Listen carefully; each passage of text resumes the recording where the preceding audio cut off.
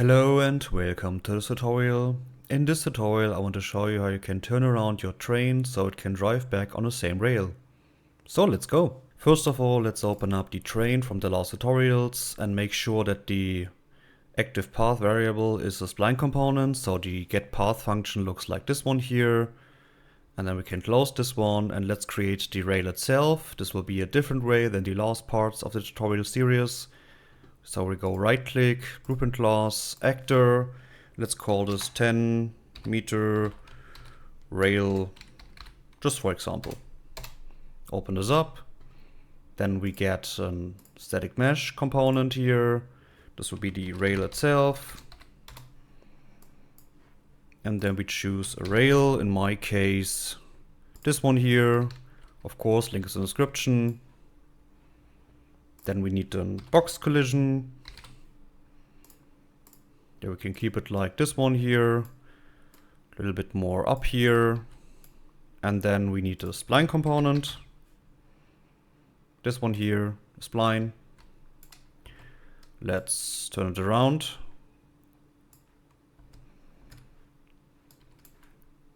Like that.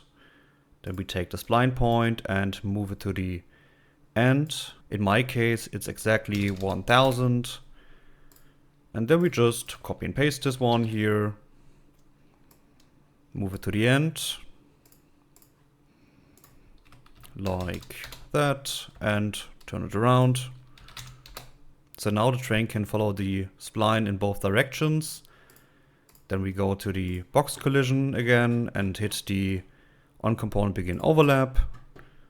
As well for the second one here.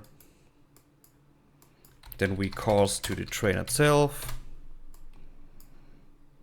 In both situations. And then we want to set the active path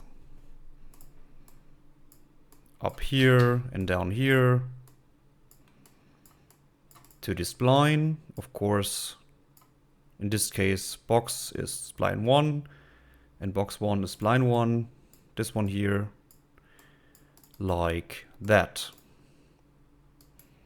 Then we need a custom event. So add custom event called turn. We need a variable called reverse and make this public like that. Then we take this out here, need a branch to ask. Take the box here. We want to set the generate overlap events up here to true. And down here to false.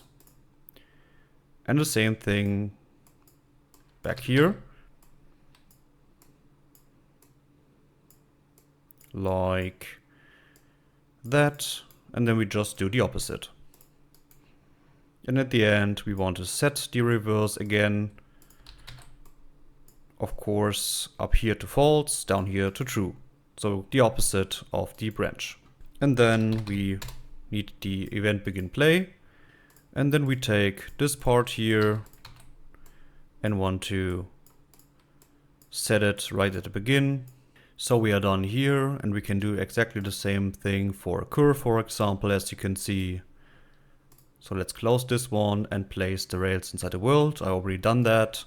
So we have just the rail parts, as you can see.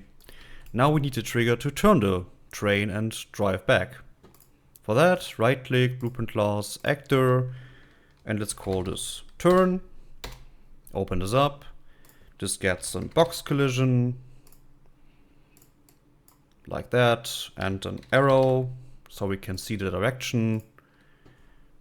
And then we need an rails variable, and this will be the rail component that we created as an object reference, as an array. Compile and save this.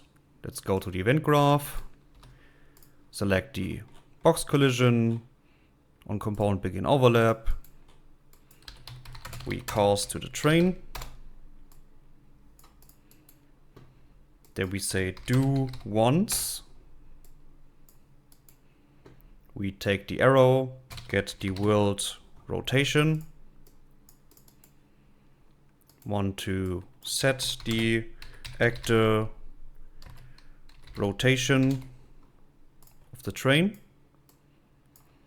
like that. Then we take out the rails.